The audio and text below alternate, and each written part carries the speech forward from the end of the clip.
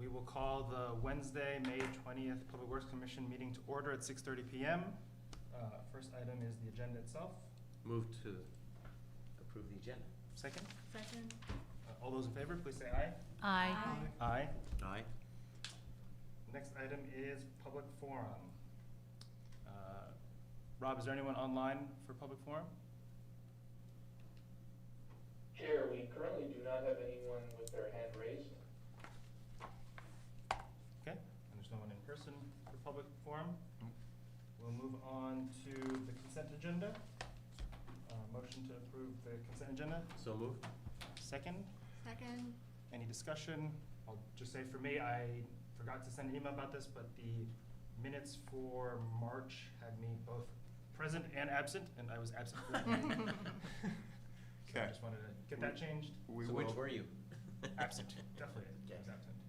All right, so the March minutes, we will reflect that Chair Damiani was absent. Okay. Motion second. All those in favor, please say aye. Aye. Aye. There we go. Next item is public hearing for the state revolving fund projects. And we'll turn over to DPW staff. Great. Great. Yeah, come on up to the mic here, and the mic is to capture it for the video. It's not amplification in the room, so. And you have the presentation loaded for those slides. Rob, can you pull those up? I'm not sure we had those queued up, so, but Rob will get to it. So maybe giving an overview just All right, generally yeah, of why sure. we're here. Good evening, my name is Mike Schramm. I'm a water resources engineer with the city.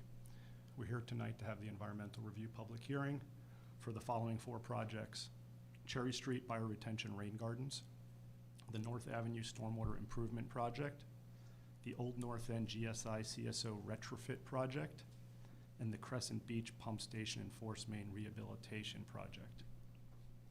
I'm joined here tonight by my colleague Ashley Valente, who is also a water resources engineer. She'll be presenting on North Ave, the Old North End, and the Crescent Beach projects I just listed. We're also joined by Israel Maynard, who's a senior associate with Stantec Engineers, who's going to present on the Cherry Street project. We were expecting to have Miss Chloe Holsizer from DEC joining us remotely. I do not see her online. She is coming over as a panelist if she accepts right now. I just promoted her over. Okay, great. Chloe hopefully will be joining us. There she is. Michael, what was the name of your presentation? This is Cherry Street, and it's we have 3 intro slides at the beginning of the Cherry Street PowerPoint.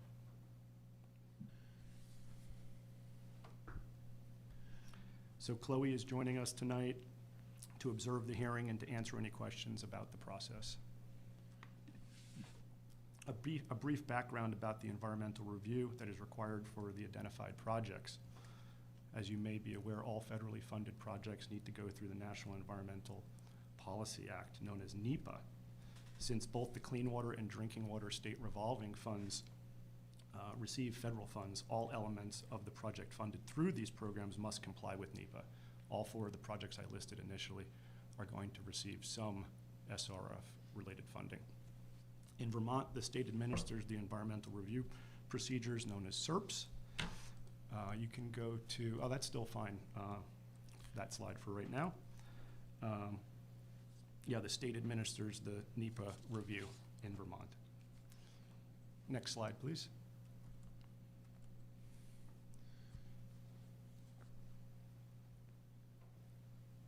Next slide, please. Thank you.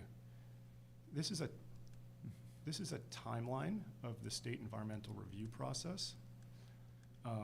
Step 1, a project submits the environmental related information, normally through a document known as the Environmental Information Document, an EID.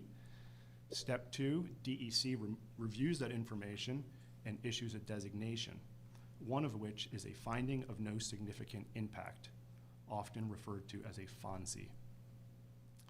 All 4 of the projects being presented tonight either have been or are anticipated to be designated a FONSI. The trigger for which are, for Cherry Street, North Ave, and Old North End, it's the proposed new indirect discharges to groundwater. And for the Crescent Beach pump station project, it is the proposed impacts on the 50-foot wetland buffer. A FONSI designation concludes that there are no significant environmental impacts to occur as a result of the implementation of the project. Step 4, the public hearing. Here we are. The state's FONSI determination dictates that the project owner, in this case the city, hold a public hearing to provide information to the public on the project for public comment. Step 5, following the completion of the comment period, the state will issue the final environmental review determination. Next slide, please. As I previously noted, 3 of the 4 projects that will be presented tonight were issued a FONSI, or will be issued a FONSI, the trigger of which being new discharge to groundwater. And that is the Cherry Street, North Ave, and Old North End projects. In Cherry Street, that's proposed to be done through 5 new rain gardens that are incorporated into the project. For North Ave and Old North End projects, that's through the installation of infiltration chambers. These systems allow for sediment and other pollutants to be removed prior to collected stormwater to allow to be infiltrated back into the groundwater table. By doing so, demand is reduced in the combined collection system, creating more capacity in the conveyance system and also the downstream treatment system. So with that general overview, I'm going to turn things now over to Israel, who's going to present on the Cherry Street project. Thank you. Yes, we'll go on to the next slide, please. So the purpose of this presentation, or my portion of this presentation, is just a brief overview of the project and then a brief overview of those components that are triggering the FONSI, the discharges to groundwater, and why we're doing those, and what those are, and what those will look like, and then we'll take any questions from the commission or the public on those systems. So next slide. So the reason we're adding these, so this project is the Cherry Street project, reconstruction project, which is being constructed to Great Street standards.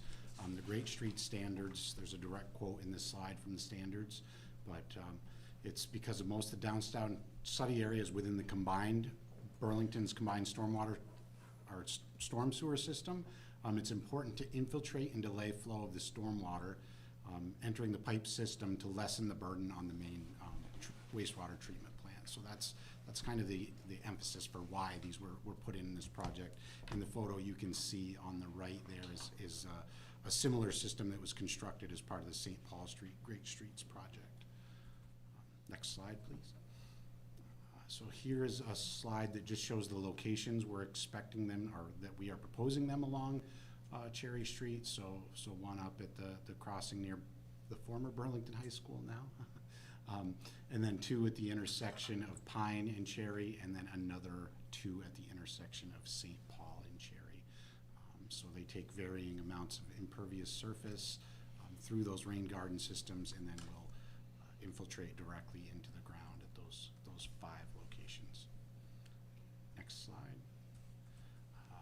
So these are just some quick stats on the expected infiltration volume. So this modeling was done based on 1-inch storm, which in Vermont is the water quality volume. So about 90% of storms will be less than this. It's just showing the total of over 24 hours of this event would result in about 20,000 gallons of rainwater being infiltrated into the ground, which is 20,000 less gallons that are not going to the wastewater treatment plant. Next.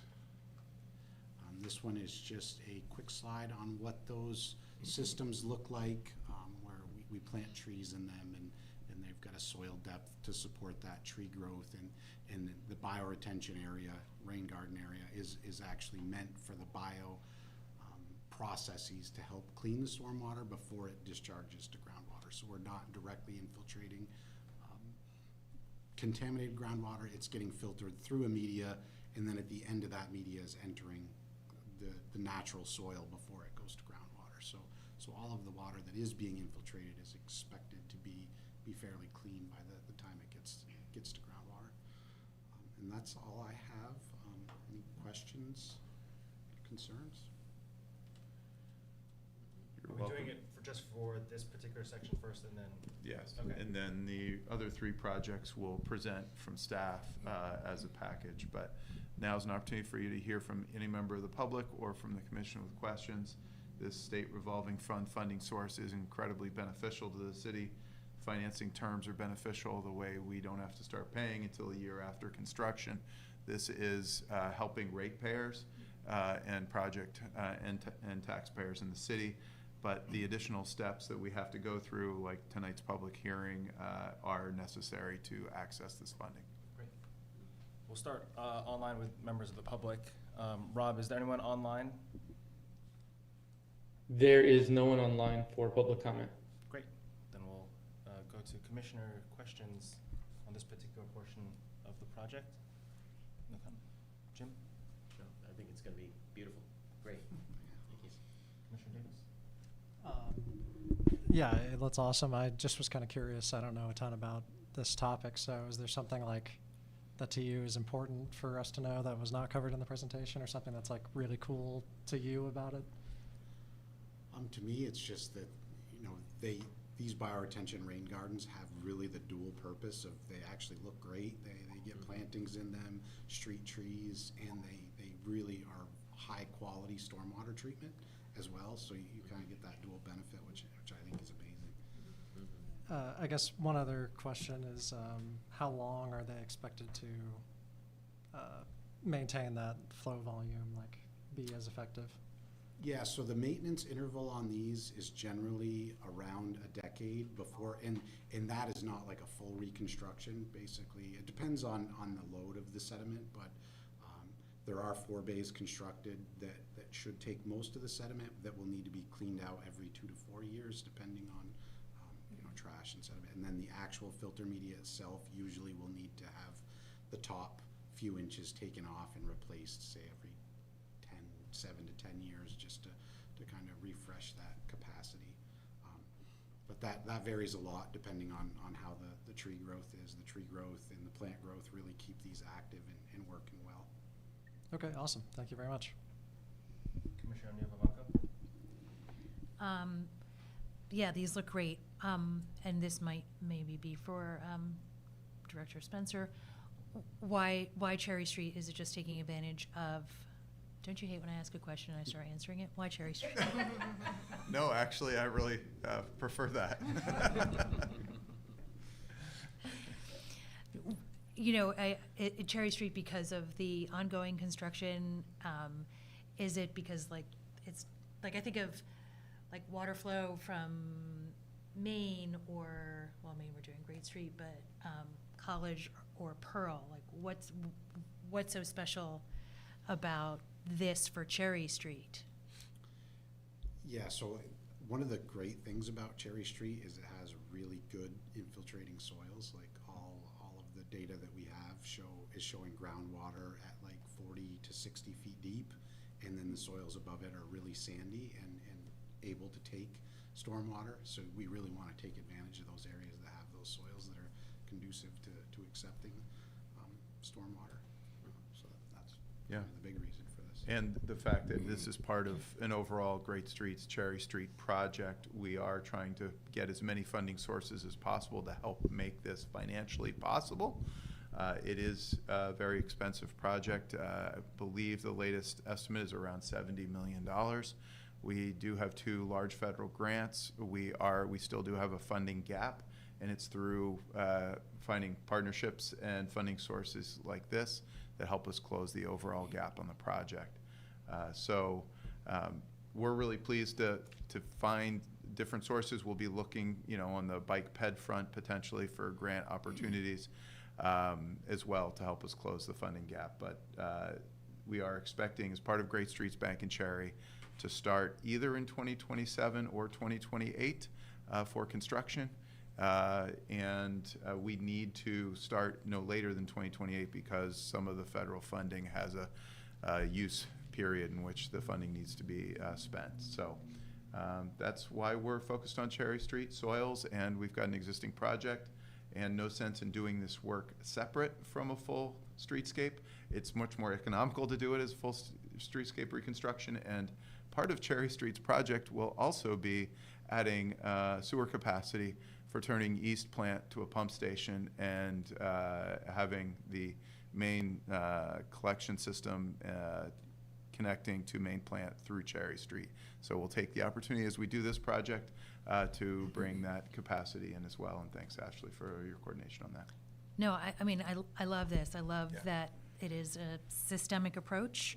I think also some of the language you used about 20,000 gallons not being put through our water system, those are cost savings, right, for ratepayers. How do we better communicate that? I mean, does this, like, is this the public meeting? Is anyone else gonna ask other questions? And or, sorry, I'm looking at you. I would look, actually, I would look at Megan. But how then do you or you tell us, how do we communicate these savings? I mean, $70 million is a lot of money, but it's an investment in these other systems that also save ratepayers. So I think that whole package would be helpful to, if you can help us to communicate if we kind of hit any bumps in the road. But I think Yeah. this is great, so thank you. Vice Chair Fox? I was gonna bring up the same thing about keeping water out of the wastewater treatment plant, because that's huge. The only other thing I wanna bring up, is just that I remember Division Director Moyer bringing up when we were talking about the bonds and how expensive they were gonna be, how she was adamant that we're looking for other sources, and this was one of them, so it's just, it's really nice to see it sort of come, I don't wanna say full circle, but like to see how, you know, she mentioned that, and now it's sort of coming to fruition, and just that, yeah, really appreciate how hard the water resources team is Yeah. working to close the gap on these really big, very important projects. That's it. Boy, I couldn't have said that better myself. Eliana, thank you. All divisions in DPW are having to be engaged in water resources, probably the most outside of tech services, just because of the very large wastewater collection system improvements planned and the stormwater and potable water work. So, yeah. Excellent. I think we will, are we closing the portion for Cherry Street, or is it? Yeah, I'd say unless there's any final comments from this group or the public, I think you could close that and move on to the other three. Great. Thank you Thank very you. much.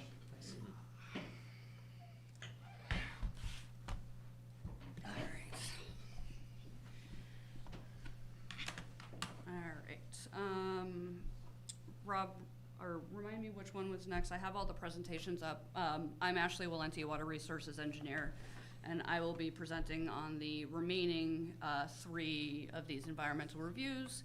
North Ave, thank you. And I will present. Great. So, similar to the Cherry Street project, these next projects actually have alternative funding sources as well as SRF, which are our ARPA grant. So we received a an ARPA grant a couple years ago to $3.6 million to utilize to decrease our CSOs within the collection system. Mostly our Pine Street CSO, combined sewer overflow, which is when our capacity in our sewer collection system is no longer there, and it jumps over to the stormwater system and then discharges out through, over here is the Pine Barge Canal. So the way that we try to mitigate some of these things are in, okay, let's do this. In decreasing the amount of stormwater that is going into the system, and this all helps with our CSO because it allows sewer capacity to then be in our collection system rather than just a combination of sewer and stormwater. So one of the projects, the next projects that I'll present on, is specifically our North Avenue Stormwater Improvements Project. And this is we are hoping and intending to fund this using our ARPA funds. We need to utilize those funds by the end of September of this year. And so we are Megan and I have been working very hard to find projects that could fit within the constraints of that ARPA fund, project.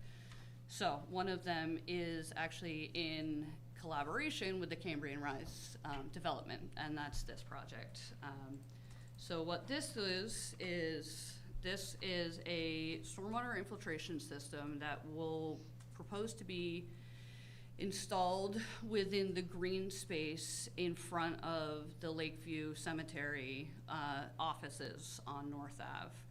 And the intent is to infiltrate approximately 1.63 acres worth of shedding stormwater. And this will offset a lot of actually by over 50%, it'll offset the amount of additional sewer that the Cambrian Rise development is actually adding to our North Ave system. And so part of the partnership was they are only putting in about half of this, and we said, let's increase this project and let's utilize some of this ARPA funds to do this. So same as what Mike Schramm said, this is an indirect discharge into the groundwater system, and as we talked about with the NEPA and EID, we need to do these public meetings for the FONSI. So these are the sections within the environmental information document that all get filled out and then submitted to the state, and then they come back and tell us, whether it's a categorical exclusion, which means it's fine, or in this case, because of the specific groundwater, indirect discharge to the groundwater system, a FONSI designation will be provided. So that is kind of the brunt of this for the North Ave Stormwater Project. I don't know if we want to go through each presentation. Yeah, You go want through to go each. through each presentation? Yep. Great.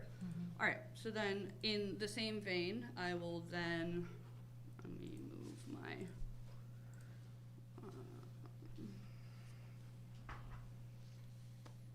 aren't you there?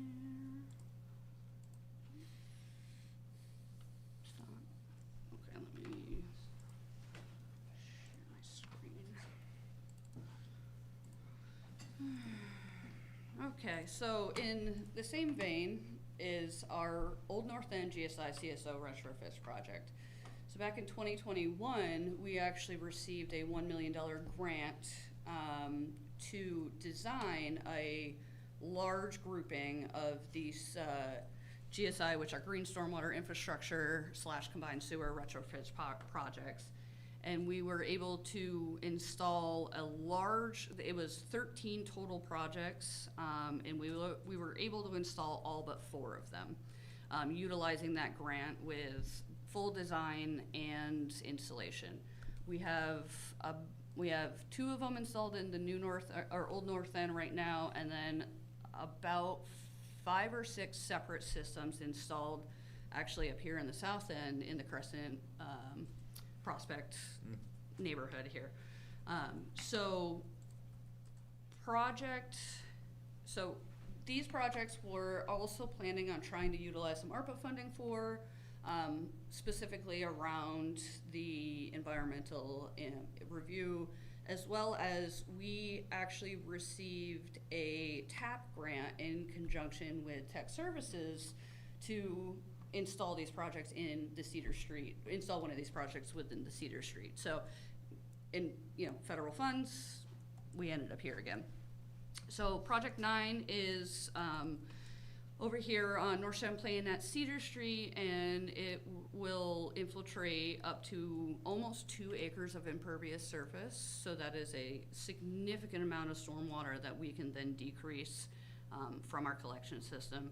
The really cool things about these subsurface infiltration systems is they actually help store stormwater as it infiltrates through, so they have a storage capacity within them while they're infiltrating. So they can actually hold more than they infiltrate, which continually decreases the amount of volume that goes into the combined sewer system.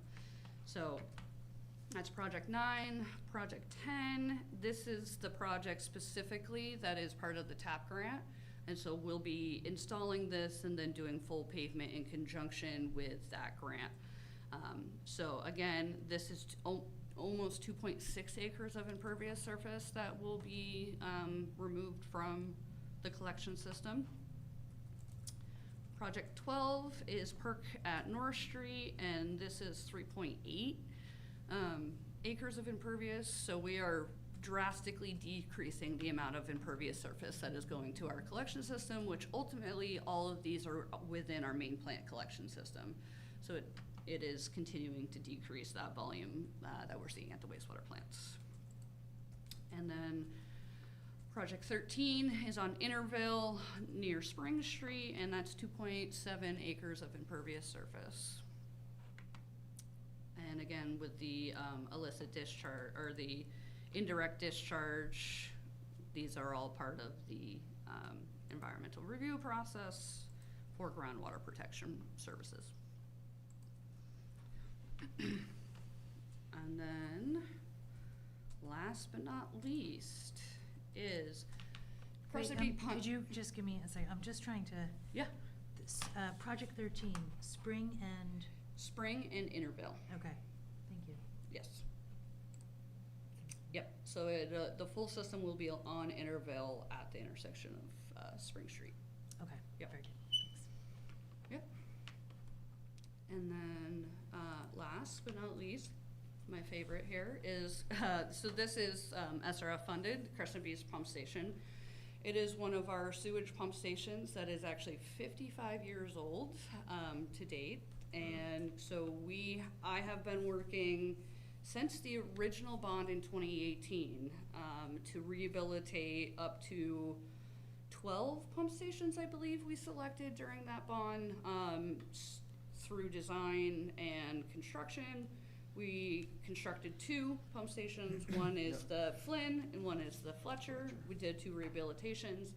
My next project that I've continued to go through design for full design is 3 more pump stations, which one is the Crescent Beach Pump Station, which is at the end of Surf Road in the New North End. And another one is a water plant pump station. So there's a small pump station at our water plant that serves those facilities there.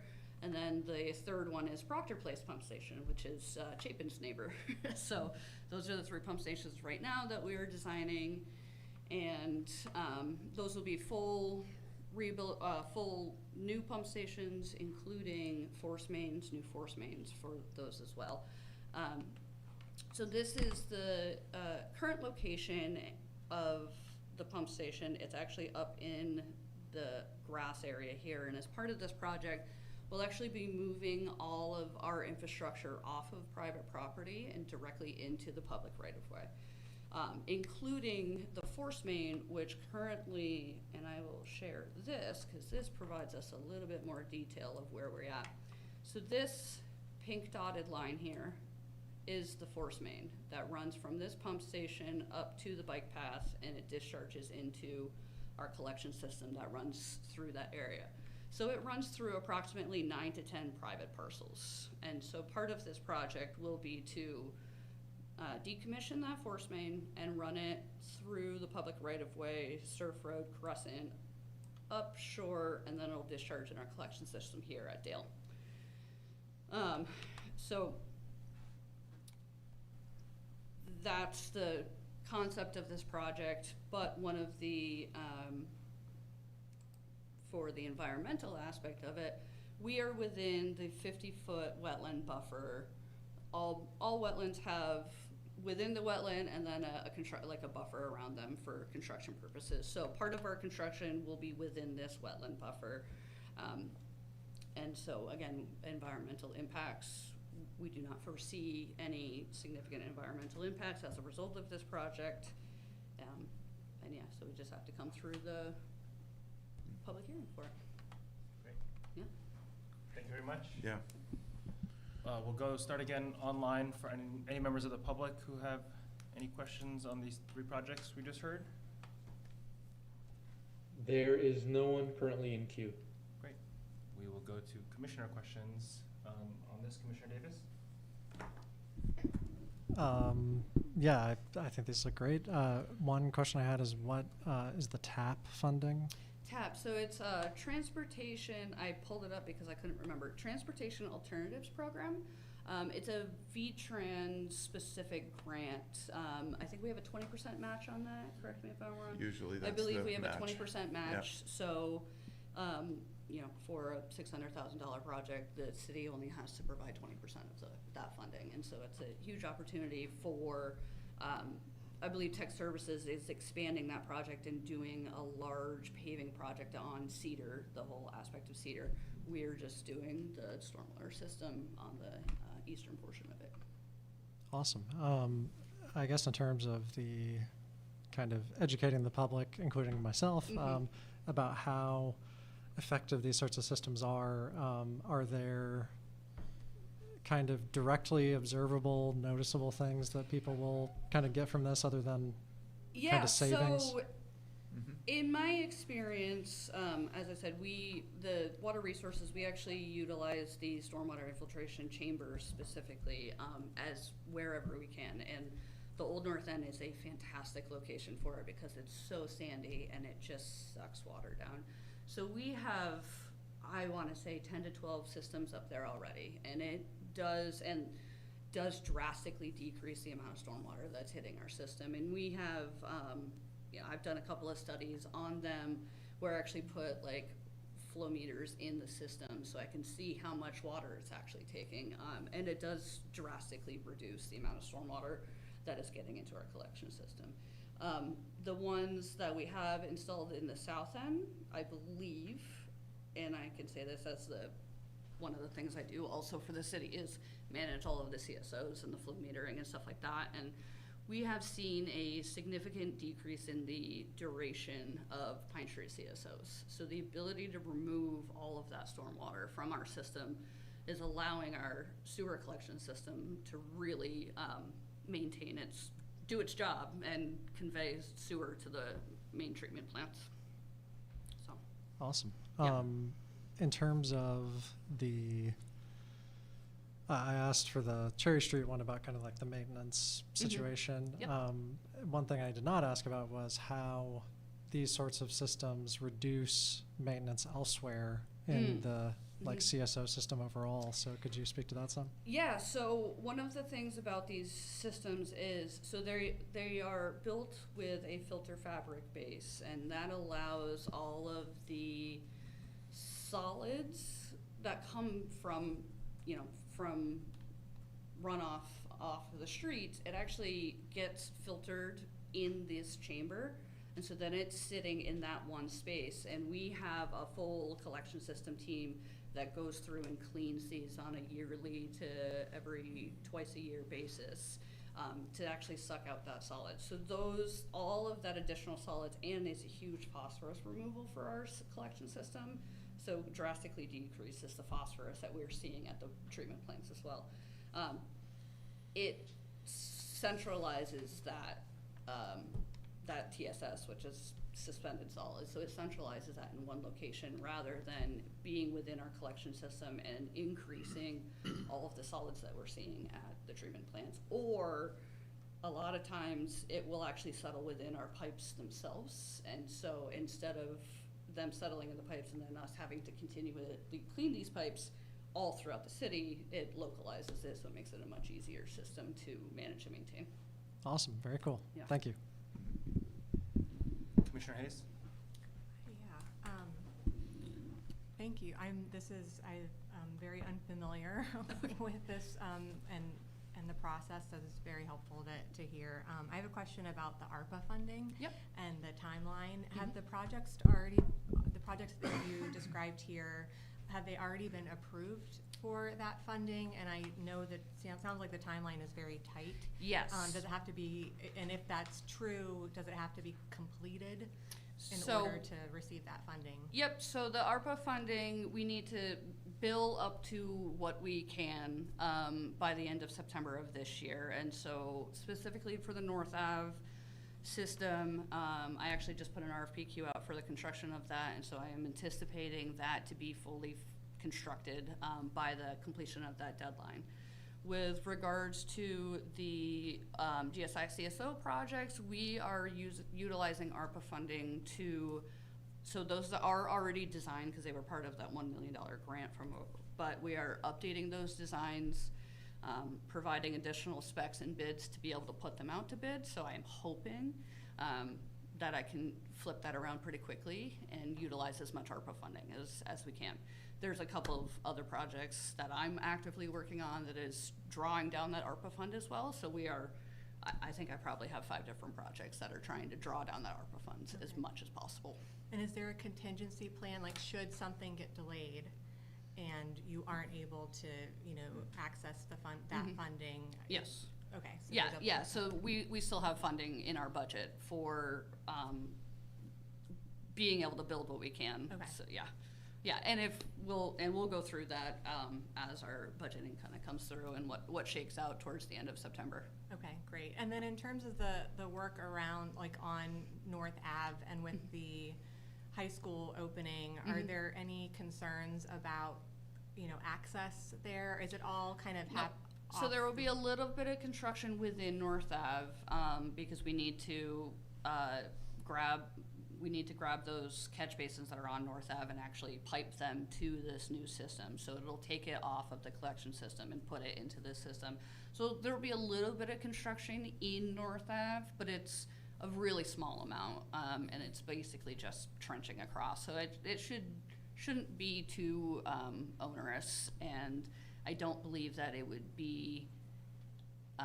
That would probably be one of the first things that they do, so it would probably be before BHS starts, yeah. Okay, got it. Yeah. And then, you know, lastly, I mean, this is great, and I love how many funding sources there are out there for this, and I really hope that you're able to utilize as much as possible. And, you know, to a point that was raised earlier, just if there's anything that we can communicate to the public about the impact of what this will do, so not only are we getting the funding from other places, but, you know, people, you know, get concerned about, you know, like Champlain water quality, and there's a way to articulate the impact of these projects, you know, in public forums or on Instagram or whatever people are utilizing from Porch Forum. That would be awesome, because I think people will be excited to hear about it. Yeah, definitely. Thank you. Commissioner Barr? Sure, mine kind of just continues on with what Commissioner Hayes was just talking about. I was just very curious about when this might all happen, and there's a lot of projects here, and the construction and the impact, because, you know, with great streets, with all the stuff that's going on all over the city, this is the season. And I love that it's economy of projects to try and knock out as many things as once. But when is the time period for this? So the time frame for the North Ave construction is that is my #1 priority right now, getting that. Like I said, I just submitted an invitation for bid, essentially for contractors to bid on this project. I'm anticipating those bids coming back in the next 2 to 3 weeks. And then my plan is to turn around and get that started as soon as possible, because I do want that to be fully ARPA funded, if possible. With regards to the GSI and CSO projects, the one that is being done by, with the TAP grant, that one is a future. I believe construction's not until 2027, so that one won't compound with that. And then with regards to the other 3 projects that we may do ARPA funds, I think for me, it's really gonna shake out based off of availability and when we get the contract with our consultant to redesign and get those bid documents ready. So hopefully, we probably won't be able to do all 3 of them at once, but I had the opportunity to present them at the public meeting, so I figured I'd get them all in, get them through the environmental review process so that I can fast track any construction. So we may only tick off one of those systems in conjunction with the other one that's with the TAP grant. So we'll kind of see. The Crescent Beach Pump Station project, that is fully SRF, and the plan is for construction for next season, for next year, for that project. Okay. And I can't emphasize enough the communication. Yeah. the more that we communicate with the public and let them know that there is a plan for pedestrian, for getting through these areas that are gonna be dug up for a short time or however long it's gonna be, let us know and we can help. Yes, the Crescent Beach is near and dear to my heart because that's my neighborhood. So Okay. I will be very. Well, they'll all know. Yeah. Well, yes. Everybody will know, and They'll then, know whose door to knock on. Yeah. Oh, yes. They already know it's coming. I've forewarned them. So. All right, thanks. That's it for me. Commissioner O'Neill Blanco? Great, thanks. Took me a second to kind of figure out where we were Reorient yourself, on each of yeah. these maps. Like, love the little schematic maps, but I'm like, I had to go back and forth with Google Maps. So, yes, echo questions about BHS. Like, for the love of Pete, Yes. these kids have been through Enough. the ringer. Yes. And just wondering if, again, the communication piece is, but also is this going to have like any positive impacts for, say, the baseball field? Or I know there've been like historic flooding areas. Will this help even mitigate some of that? Or is this completely separate and dealing with the Cambrian Rise? Well, so what this is actually doing, so this is actually taking stormwater off of North Ave specifically. The collaboration with Cambrian Rise was originally part of their offset requirement for the development for their sewer system. Right, okay. And so its placement will actually be more eastern than, or I guess more north of where their actual project is. And so it'll be collecting stormwater specifically from the North Ave corridor. Okay. And so a lot of that stormwater that is getting down towards the BHS fields will actually be picked up by these systems ahead of time. Okay. Thank you. And then, so for the Old North End stormwater retrofits, because this is just black and white, like, what is this gonna look like? Is this going to look any different on the street? Like, I think of. You'll see some more manhole covers, but it's fully subsurface infiltration system. So all you will see are manhole covers and catch basins. You will not see anything else. Okay. Yeah, so it's all subsurface once the construction is done, paved over, and there's just additional manhole covers and catch basins that are on the street.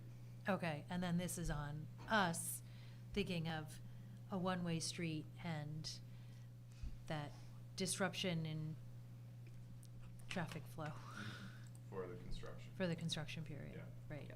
And so, estimated,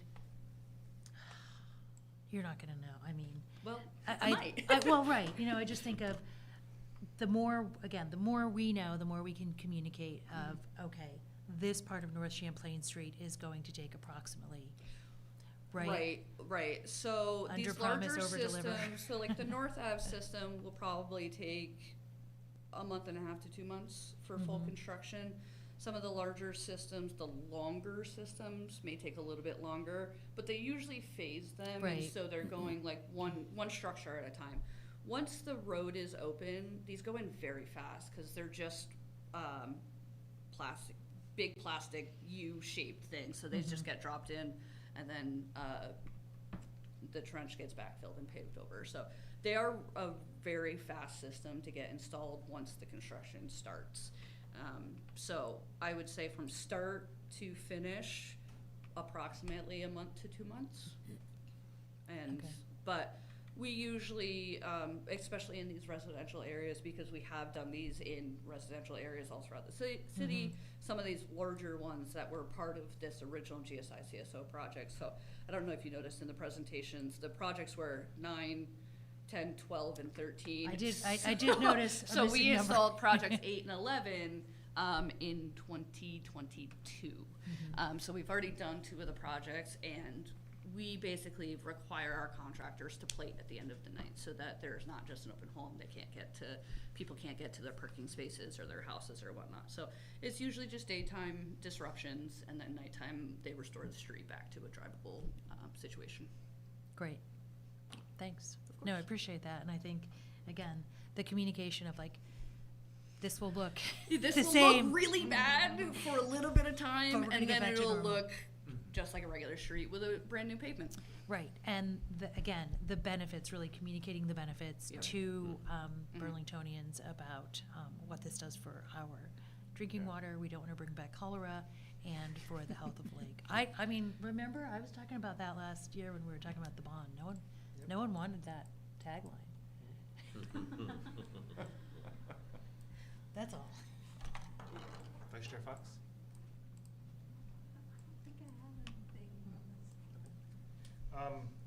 I just had a couple things. I think one is still furthering on the communication piece. I think the data point or the communication piece that I'm interested in is what do these projects help in terms of, I guess, unlocking development or like the development that can happen in these Yeah. neighborhoods. I think that would be the piece that I'd want to say. You know, we're Mhm. talking a lot about housing and Yep. either Yeah. infill housing or other types of housing. So I think just Mhm. sort of making that connection by doing this, this can create X Yeah. amount of development in the neighborhood kind of thing. Yep. So I would just add that, and then I think just emphasizing, I think it's clear through this, through the funding and all the other stuff, partnerships is key for projects both here that you're talking about and across the city, and so just continuing that, I think, makes sense to me. Right. Can I ask another quick question? Yeah. Are there any anticipated utility disruptions from the projects? No, for the GSI-CSO projects, there may be like a quick like water disruption if there's a service in line, but it's not going to be a full-scale whole system shutdown. It would be like they would disconnect a copper line for a minute, get the system installed, and reconnect it back within the day. All of that would be prior notifications. We would, knock on the homeowners' doors, our typical water service notifications. Sewer, storm, none of that, BED electric, none of that gas would be impacted. Okay, awesome, thanks. Actually, one clarification. You talked about the 3 pump station You want to projects. come up to the mic? Oh, sure. Otherwise. Sorry, I know Yeah. this is unorthodox, but you presented 3 pump station projects. Yep. Proctor, the water plant, and Crescent Beach. Yep. Can you just describe where the other 2 are at, and Yeah. Proctor and the water plant? Yeah, so the other 2 pump stations that'll kind of run in line with the same project, same SRF project, is the Proctor Place pump station, which is down at the end of Proctor Place down here. It is also well over 50 years old, and it also has a force main that crosses through many private parcels. We will be, again, completely redoing that station.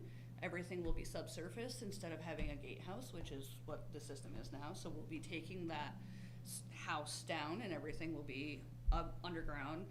And then we'll be also discontinuing that old force main that runs through many people's properties and moving it into the right-of-way on Harrison Ave. It'll cross the railroad tracks and then go and discharge into the sewer system on Sears Lane. So that is another project that I'm actively designing as part of the Crescent Beach project. And then simultaneously, there is a small but very old pump station that is right at the front corner of our water treatment plant. It is a metal can, and back in the day, people put a lot of metal in the ground and didn't realize that it corrodes very fast.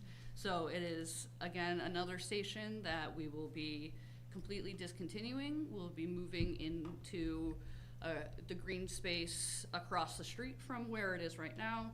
And with that project, we will actually not be replacing the force main because it is asbestos cement, and those have a tendency to have a very long useful life. So we will just be connecting in a brand new subsurface system into the existing force main.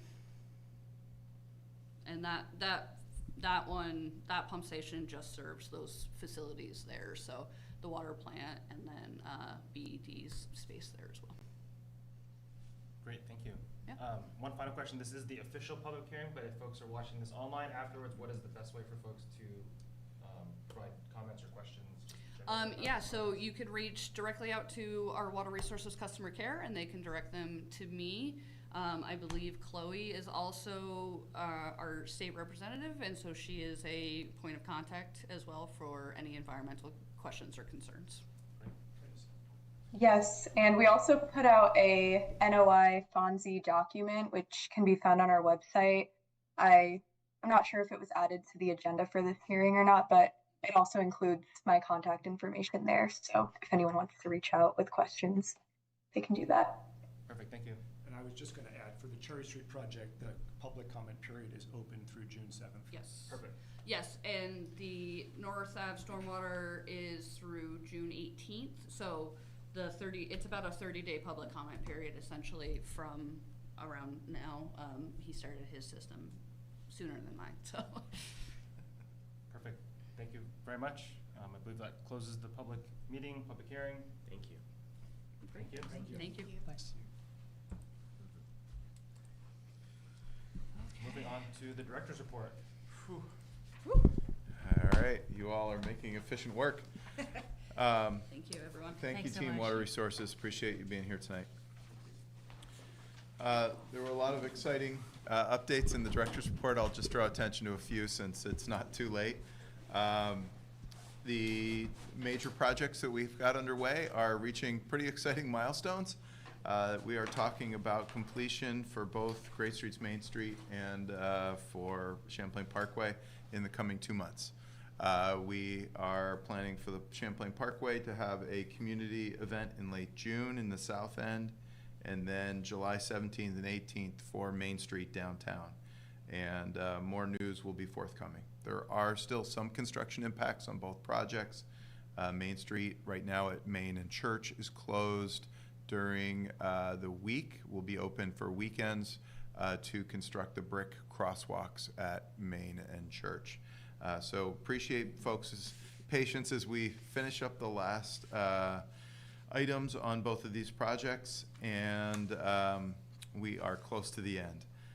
We do have some upcoming special city council meetings for projects that we've discussed with you all, mainly the Winooski Bridge and associated Colchester-Barrett Riverside intersection, as well as the Reconnecting Bank and Cherry Street project, which we touched on a bit tonight. These special council meetings are for obtaining the property rights for these projects. There's a special meeting tomorrow for the bridge and Colchester-Barrett Riverside intersection. Both a hearing in the morning, site visit at 8:15 a.m., and then a special council meeting in the evening. I think thanks to Rob, we've been making a tour of all the NPAs this year with our construction projects, and the portal is up and live and current. I really want to thank Rob for spending all the evenings attending those night meetings. And then I see we have Engineer Sender here. We put in your packet a memo following up on the delegated authority. We had told you we'd be back within 3 months. 3 months is this month. We do need 1 more month to finish the delegated authority standard operating procedure.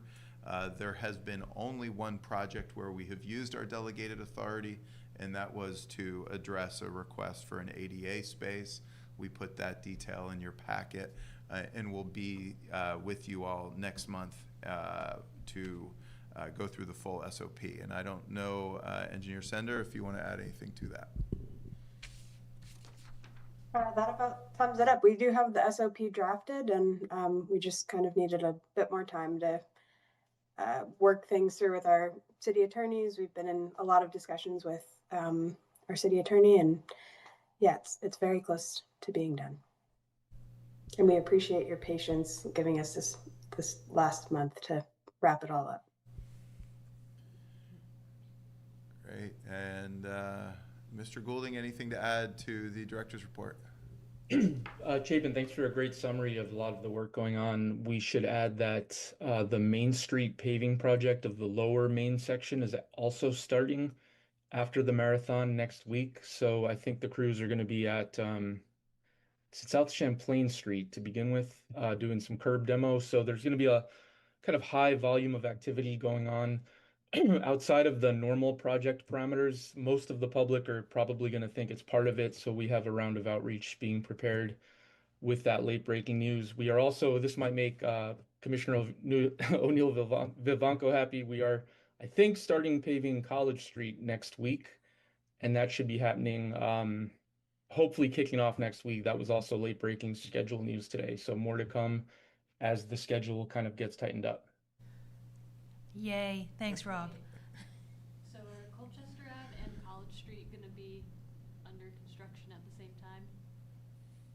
No, I believe we've wrapped up on Colchester Avenue. We needed line stripe, but I think all the heavy work is now out of the right of way. So that's why the crew is now, these are all separate crews, or separate contractors, but the Colchester contractor will be then jumping to College Street. Excellent. Love that phasing. Good. Yeah. Any commissioner questions on items related to the director's report? Just one really quick one, the Winooski Bridge and Kovari intersection site visit. Where are the hearings going to be?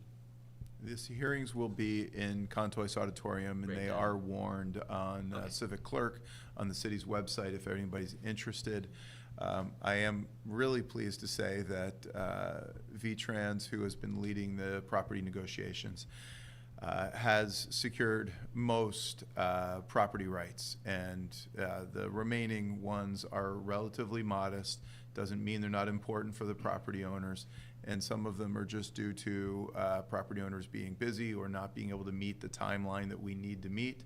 And so the necessity and compensation hearings really are just the last resort to ensure that the property rights can be acquired in the time we need to not lose the federal funding for those projects.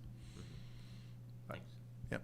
And I will add, I think it was maybe 5:30 or 6 o'clock today, we got the last parcel signed for the bridge. So we warned that meeting that was happening, but it should only be the intersection hearings tomorrow, since all the parcels for the bridge are now settled. Excellent. Yep. I'll just add in the director's report, it talks about the Plan BTV 2050 event. I'll just say that was a really awesome event, and just big kudos, particularly to the transportation staff that were there. We'll Parks pass and that Folk were along. there, Yeah. doing an awesome job. It was great. Yeah, I appreciated how many commissioners showed up to that event. It was, I thought, a very successful, multi-angled way for the public to engage with us, that each station had a very engaging opportunity depending on where folks were at and what their interests were. I agree, and I'll pass that on. Thank you. Can I just add one? So just one more thing about Main Street, great streets, and just the great work that the city has done. I just want to make sure, I'm looking at Rob in particular, but that we're really communicating all the co-benefits of what a great street is, reminding folks about the access, the bus, like, that now you can get off the front and the back door of the bus if you have mobility issues, Yeah. right? That you can cross the street. I know people get their knickers in a knot about the parking. There is plenty of parking in the car parks downtown. So communicating that, as well as any of the green infrastructure that has occurred. These are the important things. Again, we don't think about our socks until we have a hole in the toe. Everyone is thinking about the hole in the toe right now because they've had to deal with the construction, but let's really celebrate all these things that your team has done and the benefits for our city. So thank you.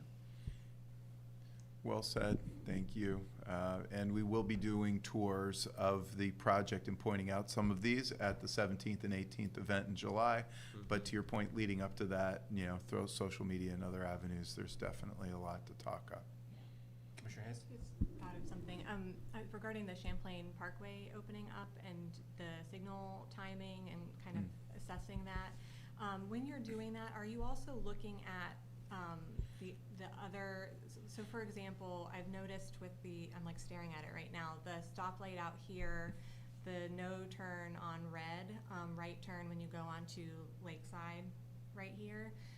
People don't seem to be following that often. A lot of people are, you know, making that right turn. There's not a visibility issue, and so, and I assume there was a reason for that, and maybe future pedestrian traffic, I'm not sure, but there are little things like that that might be worth looking at as well. What we want is people using, as soon as it's open, we want people to be using it, and if a no turn on right is preventing people from getting on here, or they're not following the sign, then that might be an indication that we should look at it. So I'm just curious if that's something that you also. Yes, one of the things, I really appreciate you bringing that up, Commissioner Hayes, because I think one of the areas we need to explain to the public is, you know, originally the Champlain Parkway was supposed to be a 4-lane divided highway, high-speed corridor. We had a disagreement with our federal and state partners 20 years ago about the northern alignment for the project, and ended up with this project going straight up Pine Street and not connecting into Battery Street. We understand that there's a Pine Street Historic District. We couldn't widen the road there. We wanted to accommodate all modes, so we have bike lanes and no turn lanes. The King and Maple intersections are going to have some stacked queues. It is going to be a better condition than what existed previously, but it is not going to be just clear flowing, and I think we need to set the public's expectations. We are still reviewing timing. We are going to be making changes. We know that there's been congestion in the last couple of weeks, in part because there's been other construction in the area diverting traffic into these signalized areas. We've seen some of the public comment on Reddit with frustrations and, you know, what's the city thinking, not being able to figure out the signal cycles. But there's a lot of construction impact. We will be continuing to monitor. We will adjust. And I think it's important for us all to understand that we collectively decided on a design that wasn't putting lots of lanes up through a residential neighborhood. And there will need to be some traffic balancing as a result of that. We're going to work with the community to best balance those needs, but this adds capacity to the south end. It doesn't add a lot of capacity to the north end of the project. And I think that's a balance. We're hearing some complaint and kind of questions from the public, and your help in explaining that message would be great. Thank you. Yeah. Okay. Moving on to commissioner items. Any other commissioner comments? Sure, yeah. I've got something that's somewhat related to the Champlain Parkway, but it didn't feel related enough to be part of the director's report.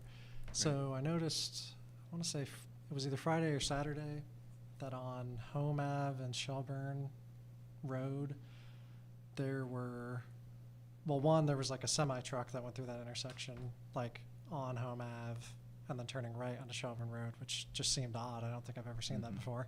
Right. So I wasn't sure if that was a diversion for some reason, or if like the driver just got confused or something, which, you know, happens. But so that was part of it. But then when I saw the semi-truck, I was coming back the other direction and saw like all these black tire marks kind of turning right, way more than I normally would have seen, because I take that intersection pretty often. So I saw that there were construction trucks coming from the Champlain Parkway like exit there that's not open yet, and going up on Home Ave, which, like, if they have to do that, I get it. I was just curious. That made me think about kind of like truck routing and things like that related to the Champlain Parkway and 189, as opposed to like the typical situation. Well, I don't know where I'm pointing. Typical situation on Shelburne Road and 189, wherever that is. So what, can you talk a little bit about that? I don't know if how that's all supposed to be working, if it's working right or what. Right.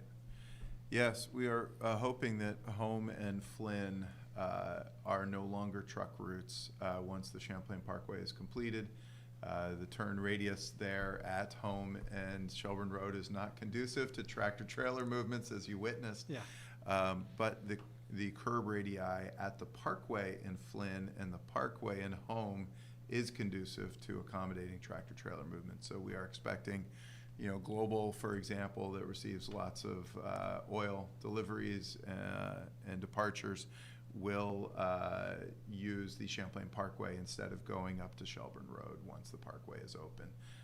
My expectation is that there's very little truck traffic on Home Avenue. And I know some of the community members are going to be interested in exploring traffic calming opportunities on Home and Flynn once the parkway's open as well. Gotcha. Okay. Which is not Awesome. part of the project, but we'll receive those requests and take them in queue. I do know a year ago or something, I don't remember now, there was a plan to have a no right turn on Home Avenue and Shelburne Road. Yeah. Is that still the plan? That is still the plan. I don't know if Engineer Sender or Mr. Goulding know specific updates on the implementation timeline for that scoping study to be implemented. Wait, no right turn from Home Avenue to Shelburne Road, is that what you said? Yeah. Yes, and having an exclusive pedestrian phase instead of a leading pedestrian phase, as we were seeing pedestrian car conflicts at that intersection. I unfortunately do not know an update on the implementation for that. We will get it for you. Well, yeah, it's not, I know that it has to come after the Champlain Parkway is open, so it's, I just was more curious if it was still in the queue, but it sounds like it is, so that's great. Yes. Awesome. Thank you very much. And I'll just add, Commissioner Davis, that if you're curious of the truck routes in the city, in Appendix C of the Traffic Commission, it lists all the roads that are eligible for Mm-hmm. Oh, cool. truck routes. Thanks. Well done. Any That's other? why he's the chair. That's super geeking out. Yeah, one more. Commissioner Blanco. One more comment. I know you guys, you're gonna be so happy when I retire from the commission, whatever, in a couple of years. Nope. So I was almost hit by I was almost hit by a car crossing Main Street at South Union when a car turned right on red, even though there are the signs that say do not turn right on red. I did keep my calm, and I did mouth to the driver. All I said was, no turn on red. Swear. I've said this before, I'm so grateful that the signs are up. Sure. After a long time. But it would be great if they were placed a little bit more strategically, where you can actually see it as you come up, because it really is, it's a change, historical change. Yeah. So that would be great. And then another thing that I mentioned, I think when Isabel went to kindergarten at Edmonds, and she's going to be 25 this year, I asked, it was before your time, Chapin, why can't there be pedestrian lights on Willard and College? Yeah. I'm so happy to see that change. I don't know who else.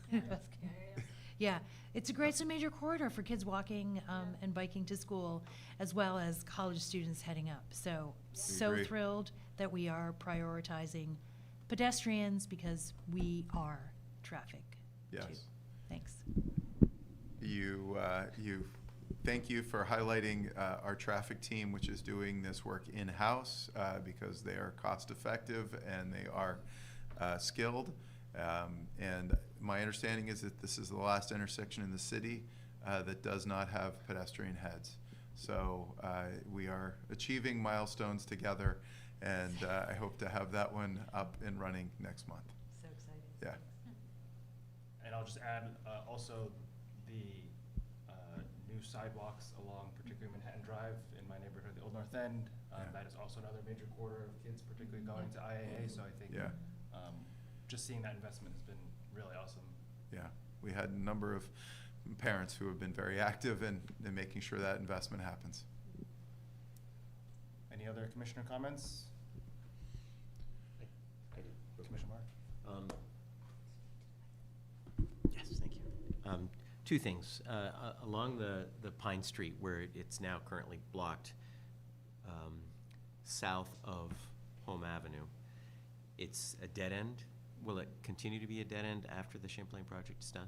Yes, I mean, technically, there is a cul-de-sac at the far end. You can go on South Wind Drive and loop around, so while they both, they don't really get you moving in a linear direction, but there is a way to get out of the neighborhood that's not coming back. Well, I know on High there's Street. side streets and Yeah. everything, so I'm just curious, because I've had some comments to me, like, are you on the commission still? Can you get a dead end sign put Yeah. on there? Or, Yep. and I wasn't sure if maybe it's just a no through traffic. I wasn't Yeah. also certain that it might not at some point continue through to Queen City Park Road, but, Yeah. okay. So We that- we would like it to. It Mhm. unfortunately was one of the design constraints of the Yeah. project that despite the city's best efforts, given the funding constraints and our Yeah. funding partners' tiredness with the length of the project that it was taking, that we had to build the project this way, and future conversations and scoping studies can happen. But to your point, we can look at installing a dead end sign there.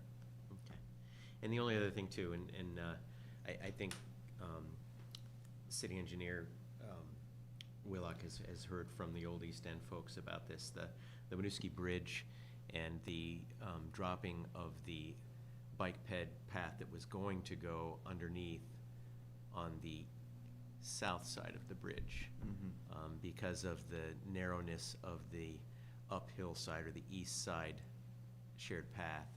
I think it's only 12 feet, and it's going to be a challenge for bikes. And the piece that is concerning, I think, is that there needs to be a way for the bikes to cross the road safely, at least to get to the west side where there's a wider 15-foot path. And right now, there really isn't a safe way. I mean, I guess they can stop and push the pedestrian bus buttons, but they don't do that now in many cases. So I just know that that's one of the concerns, not only of the Old East End groups that are there, but of folks all along Colchester Ave and that use the bridge quite a bit to go back and forth. So Okay. just wanted to bring that up. Yeah, thank you. Excellent. Thank you. Moving on to adjournment. Motion to Motion to adjourn. adjourn. Before, Oh, yes, thank you. Let's do it. let's do it. Yeah. So, well, Jim, this is the second to last meeting, not officially your last meeting. We have, as the Public Works Commission, commissioned a gift for you. For you. Oh, God. Skateboard? You're required to open it. Okay. Your 12 years of service has been so appreciated by so many in this city that, Oh, wow. Where's this gonna go?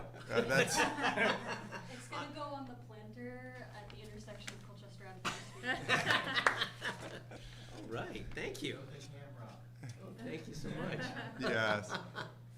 Yeah, your Wow. 12 years of service, you've been a friendly, inquisitive, forward-looking commissioner, and staff does not take for granted that when the commission and the staff work well together, it means there's some magic, and you've been a part of that magic. Well, thank you so much. Yeah.